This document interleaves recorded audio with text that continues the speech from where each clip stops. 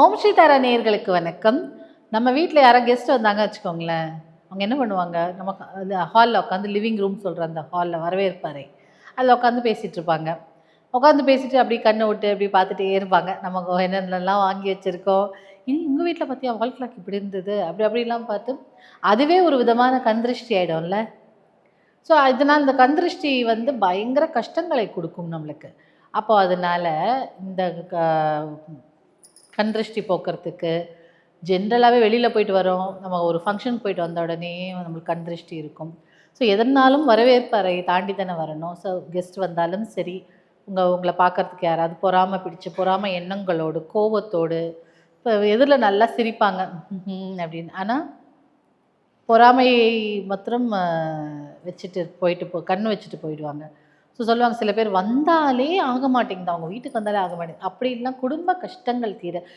இது வந்து ஜென்ரலாக பாடி பெயின், ஃபீவர், உடம்பு சரியில்லாம் இல்லை, இது வந்து பண கஷ்டமும் கொடுக்கும். ஸோ அதனால் மன நிம்மதியும் இருக்காது, வீட்டில் சண்டை சச்சரவுகள் ஜாஸ்தியாக இருக்கும், நல்லா பேசிகிட்டே இருப்போம், திடீர்னு ஒரு சண்டை போட்டுப்போம், அதுக்கப்புறம் 2 நாள் மூஞ்சி தூக்கி வச்சுப்போம். எல்லாருக்கும் மனசு ஒரு மாதிரி உறுத்தலாகவே இருந்துகிட்டே இருக்கும் இல்லையா. ஸோ அந்த மாதிரியான கஷ்டங்கள் தீர கண்ணுக்கு தெரியாத இந்த கண் திருஷ்டி வந்து கண் திருஷ்டியோ ஒரு வயிற்றெரிச்சலோ பொறாமையோ நம்மளை வந்து கஷ்டப்படுத்தும் போது ஒரு சிம்பிள் எளிய பரிகாரம், தாந்திரிக பரிகாரம் சொல்லுவாங்க.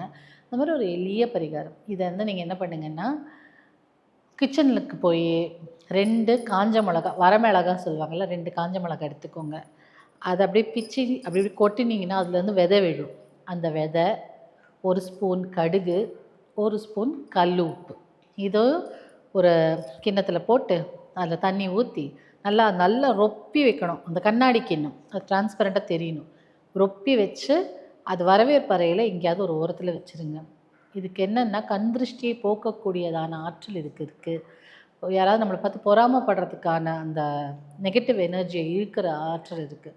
இது டெய்லியே கூட மாற்றலாம். இல்லை டெய்லியே மாற்ற முடியல அப்படின்னா வாரத்தில் ஒரு முறை இதை மாற்றினாலே போதும். ஏன்னா கண்திருஷ்டியினால் வர பிரச்சனைகள், பொறாமை, வயிற்றெரிச்சல்னால் வர பிரச்சனைகள், இது எல்லாமே இதை எடுத்துடும். ஸோ ஒரு நெகட்டிவ் எனர்ஜியை அந்த ஏரியாவிலேருந்து எடுத்துடுச்சுனாலே நீங்கள் வந்து சண்டையில், குடும்பத்தில் சண்டை இருக்காது, மன நிம்மதி இருக்கும், படுத்தா தூக்கம் வரும்.